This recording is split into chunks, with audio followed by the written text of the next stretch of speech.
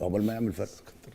لا ما انا بقول لك لا هياخد. لا الزمالك فرقه يا كويسه عم بص انت. لا كابتن فرقه كويسه انا بنتكلم. لا أنا هي مش بنتكلم. فرقه كويسه دلوقتي. لا يا كابتن اسمع مش على كلام. فرقه. بص اي فرقه مر الظروف بتاعت نادي الزمالك دي اقسم طب امال انا كنت بجيب بجلاله 30 لعيب الله. يا كابتن. ايه؟ بجيب 30 لعيب في لا الزمالك. مش 30 لعيب. اسمع هو بس. الزمالك مش عارف ان هو عنده يعني أفريقيا. الزمالك ما ياخدش الكونفدراليه السنه دي يا كابتن؟ لا ياخدها ده سهل جدا. طيب ما اللي ياخد كونفدراليه ياخد دوري ابطال. لا وانت في فرقه ولا كويسه دي في ولا الكونفدراليه. دي. لا الظروف اللي انت فيها دي اسمع بس الكلام اسمع. انما الظروف اللي انت فيها دي كتر خير اللعيبه ومجلس الاداره.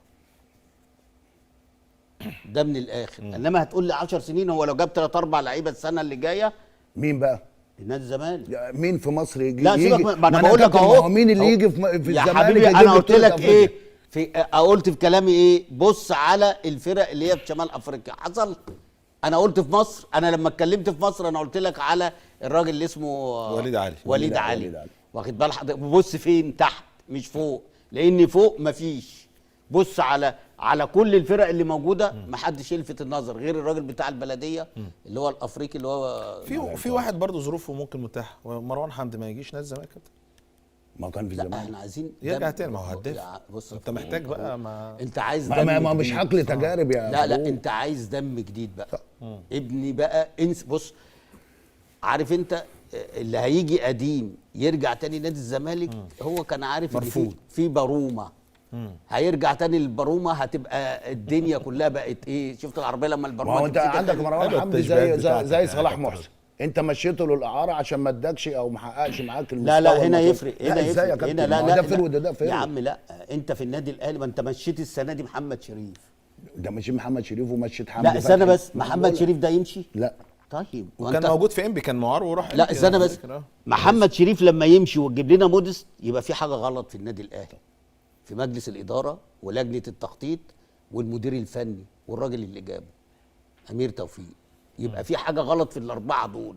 لما تمشي واحد زي محمد شريف اللي هو السنه اللي فاتت لعب فترات متقطعه وينزل يجيب لك جون وجونين. خلي بالك برضه يا كابتن، انا الاسم اللي موجود قدامي اسم تقيل. لا حد كان يتصور مودست. ده حد كان يتصور ان ده تقيل في الوزن. ماشي ما كانش تقيل في الوزن. انا معاك ان هو حتى لو انت جبت مودست مش هتصور ابدا ان هو عامل كده. لا او اسمع ده ليه وانت مستوى الفني. وانت جايبه بناء على ايه؟ على الماضي ولا على المفروض؟ انت شفت الفيديوهات بتاعته؟ ايوه بس تبهر. الفيديوهات ديت امتى؟ تبهر. لا امتى؟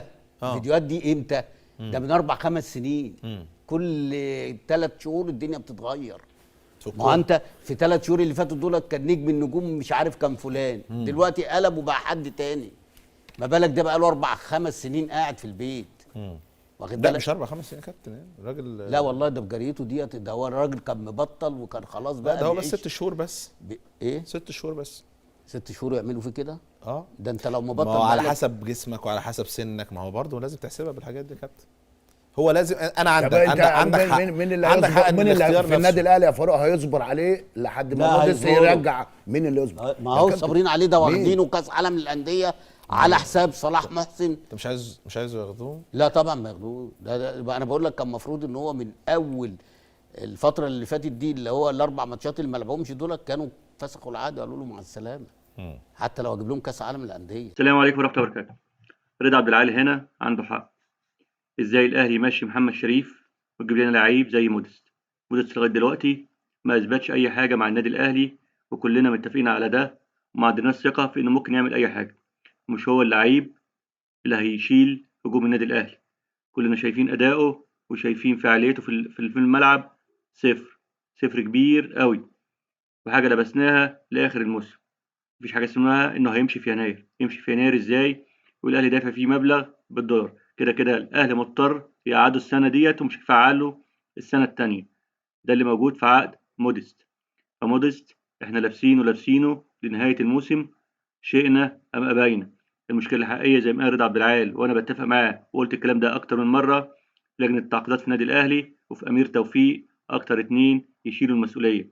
وفي اداره النادي الاهلي انها وافقت انها تمشي لعيب زي محمد شريف وهي ما عندهاش بديل وبديل كفء قوي في نفس المركز. لا تعاقدت مع حد ولا قدرت تتعاقد مع حد، وكل الكلام اللي كنا سامعينه في الصيف كله طلع فنكوش. ما قدرناش نوصل لمهاجم لا من الدوري المحلي ولا من الدوري غير المحلي. فدي مشكلة كبيرة في النادي الأهلي، وبقالنا 3 سنين بنعاني فيها. كل ما نجيب مهاجم ما يكملش شهرين 3 ونركنه على الرف، ما ياخدش فرصته مع النادي الأهلي. شفنا مهاجمين كتيرة في النادي الأهلي ما خدوش فرصهم، كان ممكن يجي منهم زي حسام حسن، كان ممكن يجي منه والتر فواليا على إمكانياته، أليو بادجي على إمكانياته. الاتنين دول كان يجي منهم، كانوا أحسن كتير من القماشة اللي احنا شايفينها دلوقتي. فدي مشكلة كبيرة في لجنة التعاقدات في النادي الأهلي. ركزوا شوية، ركزوا شوية، ركزوا شوية. وأمير توفيق من ساعة ما جه النادي الأهلي وإحنا شايفين العملية نايمة، وبقت العملية بزراميط خالص في إدارة النادي الأهلي وإدارة التعاقدات في النادي الأهلي.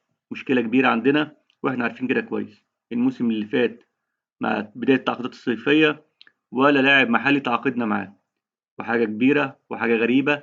ما قدرناش نتعاقد مع أي لعيب مع إن إحنا محتاجين في أكتر من مركز، المهاجم، في الجبهة الشمال، في الدفاع. كل دول ما تعاقدناش مع أي حد من الدوري المحلي، ما جبناش غير إمام عاشور من بره، رضا سليم، والبلوى موديست. نتمنى يتداركوا الأمر في يناير. محتاجين 3 4 لعيبة على أقل تقدير. كنت أهلاوي أصيل، كنت من عشاق الرياضة المصرية. ادينا لايك واشتراك ولنا رايك في التعليقات، والسلام عليكم ورحمة الله وبركاته.